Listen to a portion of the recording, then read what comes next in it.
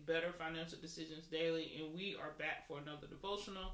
And today we are coming out of Proverbs, the 18th chapter. And it reads, "The words of gossip are like choice morsels.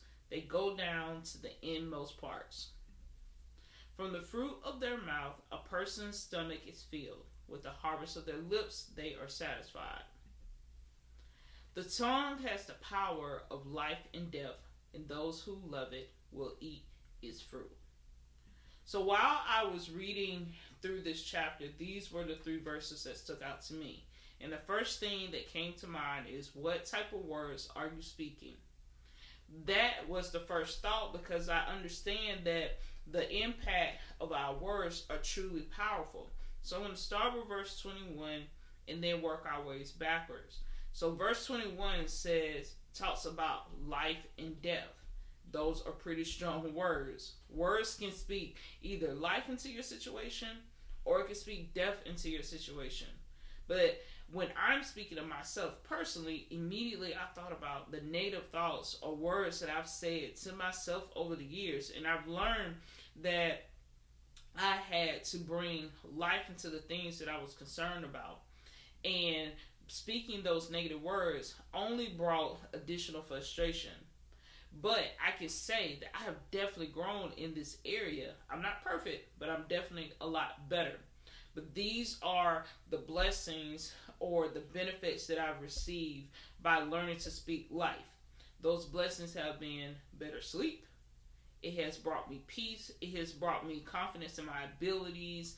It has put me on a path to continue to heal or heal from a situation. It has allowed me to forgive and receive forgiveness. And it has, in general, just created better relationship with others. So yes, speaking life into your situation is extremely important. And so pairing that with the others, not only are we responsible for speaking life into ourselves, we are responsible for speaking life into others. So there are two sides of the coin. When we're talking about verse 8, it talks about the gossip. So gossiping is literally speaking about a situation or putting a rumor on something that doesn't necessarily have truth to it, or spreading bad news about another individual. And so in this verse it says in one translation that doing this is putting a wound in the inmost parts. So when we are speaking negatively about others, it's not only that we are spreading information that is not ours to spread, but we are also causing harm to them. So let's be careful that we're not adding fuel to a fire to something that they're already having to deal with, because everybody has different things going on in their lives, and if anything, we should be encouraging them and lifting them up. Which brings to the second verse, or the second verse of the day, which is verse 20. And so I'm going to read from the NLT translation, because it definitely has a different phrase, and I want to bring that out in today. And it says, "Wise words satisfy like a good meal. The right words bring satisfaction." And so when we are looking in these situations and we're talking to different individuals, when we're talking about ourselves, we want to make sure that we are saying things that can go down nicely. Think about like the best meal that you've had and how good it felt after you had that meal. That's the way that we should be speaking into life, into ourselves, and into others, because these are the things that are going to help them, to give them the fuel.